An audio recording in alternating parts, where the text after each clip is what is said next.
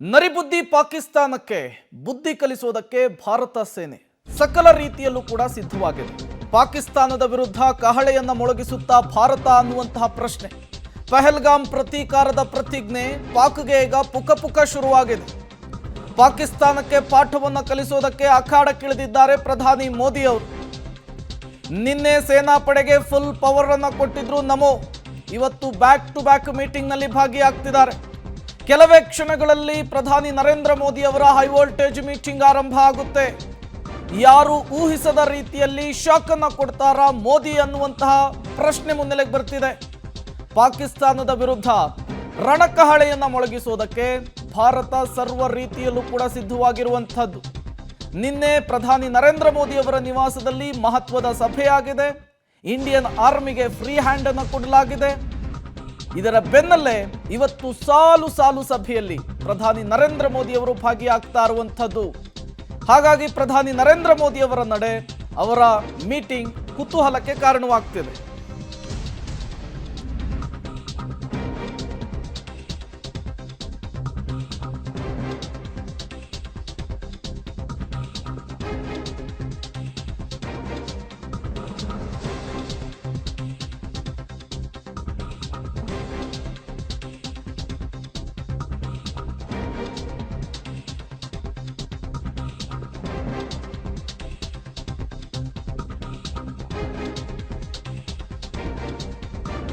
ಕೆಲವೇ ಕ್ಷಣಗಳಲ್ಲಿ ಪ್ರಧಾನಿ ನರೇಂದ್ರ ಮೋದಿ ಅವರ ಪವರ್ಫುಲ್ ಮೀಟಿಂಗ್ ಆರಂಭವಾಗುತ್ತೆ. ಮೋದಿ ನೇತೃತ್ವದಲ್ಲಿ ಇವತ್ತು ಮ್ಯಾರಥಾನ್ ಮೀಟಿಂಗ್ ಇರುವಂತಹದ್ದು.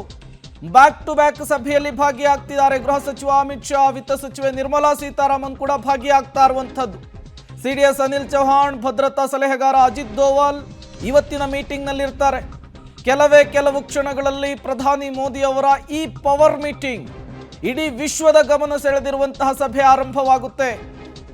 ನಿರಂತರ ಸಭೆಗಳಲ್ಲಿ ಇವತ್ತು ಪ್ರಧಾನಿ ನರೇಂದ್ರ ಮೋದಿ ಅವರು ಭಾಗಿಯಾಗ್ತಾರೆ. ಕೇಂದ್ರ ಭದ್ರತಾ ಸಮಿತಿಯ ಜೊತೆಗೆ ಮೊದಲು ಮೋದಿ ಮೀಟಿಂಗ್ ಮಾಡ್ತಾರೆ.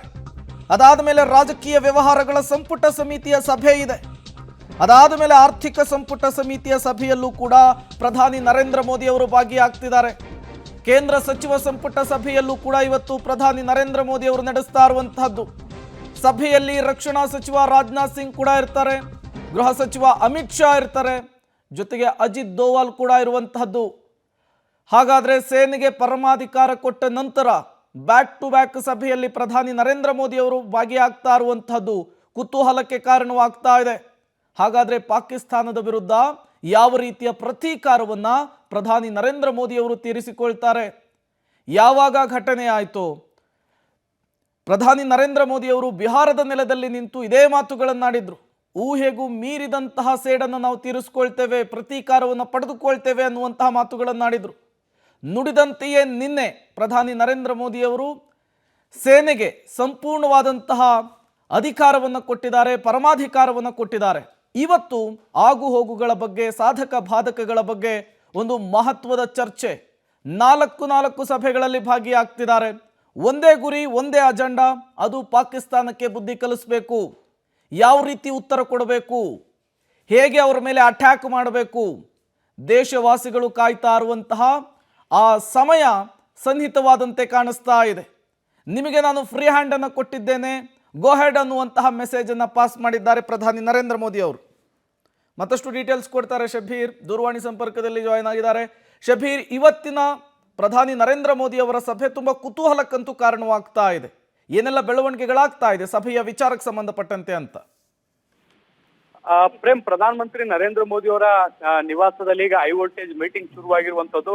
ಮೊದಲು ಕ್ಯಾಬಿನೆಟ್ ಭದ್ರತಾ ಸಮಿತಿಯ ಸಭೆ ನಡೆಯುತ್ತೆ. ಈ ಸಭೆಯಲ್ಲಿ ಏನು ಹಣಕಾಸು ಸಚಿವೆ ನಿರ್ಮಲಾ ಸೀತಾರಾಮನ್, ರಕ್ಷಣಾ ಸಚಿವ ರಾಜನಾಥ್ ಸಿಂಗ್ ಸೇರಿದಂತೆ ಪ್ರಮುಖ ನಾಯಕರು ಎಲ್ಲರೂ ಕೂಡ ಭಾಗಿಯಾಗ್ತಾರೆ. ಮುಖ್ಯವಾಗಿ ಈಗ ನಡೀತಾ ಇರುವಂತದ್ದು ಪಹಲ್ಗಾಮ್ನ ಭಯೋತ್ಪಾದಕ ದಾಳಿ ಏನಾಗಿದೆ, ಇದಕ್ಕೆ ಪ್ರತೀಕಾರ ತೆಗೆದುಕೊಳ್ಳುವಂತ ನಿಟ್ಟಿನಲ್ಲಿ ಮುಂದೆ ನಾವೇನ್ ಮಾಡ್ಬೋದು ಅನ್ನೋದಕ್ಕೆ ಸಂಬಂಧಪಟ್ಟಂತೆ ಚರ್ಚೆಗಳು ಕೂಡ ನಡೆಯುತ್ತೆ.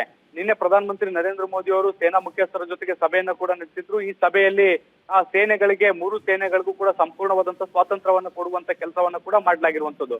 ಈಗ ಇವತ್ತು ಮುಂದೆ ಯಾವ ಹಂತದಲ್ಲಿ ಈ ಒಂದು ತೀರ್ಮಾನವನ್ನ ತೆಗೆದುಕೊಳ್ಳಬೇಕು, ಮತ್ತೆ ನಾವು ಬೇರೆ ಬೇರೆ ದೇಶಗಳನ್ನ ಹೇಗೆ ವಿಶ್ವಾಸಕ್ಕೆ ತೆಗೆದುಕೊಳ್ಬೇಕು, ಮತ್ತೆ ಪಾಕ್ ಒಂದು ವೇಳೆ ಯುದ್ಧವನ್ನ ಮಾಡುವಂತ ಉತ್ಸಾಹವನ್ನ ತೋರಿದ್ರೆ ನಾವು ಅದಕ್ಕೆ ಹೇಗೆ ಪ್ರತಿಕ್ರಿಯೆಯನ್ನು ಕೊಡ್ಬೇಕು ಅನ್ನೋದಕ್ಕೆ ಸಂಬಂಧಪಟ್ಟಂತೆ ಒಂದಿಷ್ಟು ಚರ್ಚೆಗಳು ಕೂಡ ನಡೆಯುತ್ತೆ. ಇದಾದ ಮೇಲೆ ಆರ್ಥಿಕ ಸಮಿತಿ ಅಂದ್ರೆ ಸಂಪುಟದ ಆರ್ಥಿಕ ಸಮಿತಿಯ ಸಭೆ ಕೂಡ ನಡೆಯುತ್ತೆ. ಇದರಲ್ಲೂ ಕೂಡ ದೇಶದ ಆರ್ಥಿಕತೆಗೆ ಆಗಬಹುದಾದಂತಹ ಧಕ್ಕೆಗಳು ಆ ಒಂದು ವಿಚಾರಕ್ಕೆ ಸಂಬಂಧಪಟ್ಟಂತೆ ಚರ್ಚೆಗಳು ಕೂಡ ನಡೆಯುತ್ತೆ. ಈ ಎಲ್ಲಾ ಚರ್ಚೆಗಳಾದ ಬಳಿಕ ಸಚಿವ ಸಂಪುಟ ಸಭೆ ನಡೆಯುತ್ತೆ.